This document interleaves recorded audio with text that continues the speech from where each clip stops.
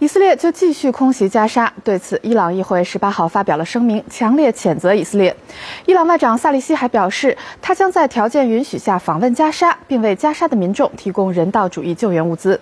对于一些西方媒体报道称，伊朗向哈马斯提供武器，支持哈马斯向以色列发射火箭，伊朗的外交部发言人就予以了否认。当天议会召开紧急会议，215名议员签名发表共同声明，警告以色列不要以为可以趁叙利亚局势吃紧就能够为所欲为，对加沙发动狙击。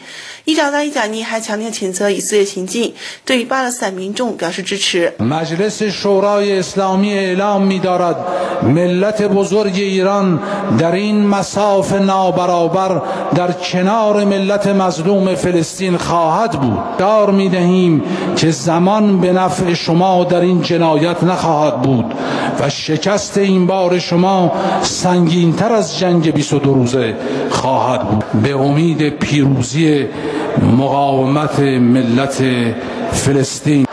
日前，伊朗外长萨利希公开表示，他将在条件许可下访问加沙地带。萨利希与哈马斯政治局领导人马沙阿勒通过电话，表示伊朗将向加沙提供人道救援物资。针对有传言说伊朗为哈马斯提供黎明5号火箭，并暗中支持哈马斯对以色列发动袭击，以此来减轻伊朗的外部压力。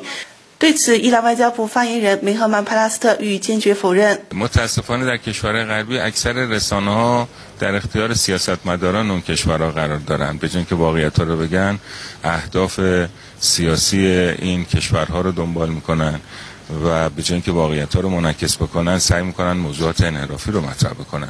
针对法国首先承认新成立的叙利亚反对派联盟，并欢迎对方向法国派出大使。梅赫曼·帕拉斯特批评此举无助于解决叙利亚问题。اقدامات کشورهای غربی بیشتر جنبه مداخله در مسائل داخلی کشورهای منطقه داره. اونها عملاً ثابت کردن که واقعاً به دنبال حمایت از حقوق مردم کشورهای منطقه نیستن. 目前，伊朗官方尚未宣布埃及政府是否同意萨利希访问加沙。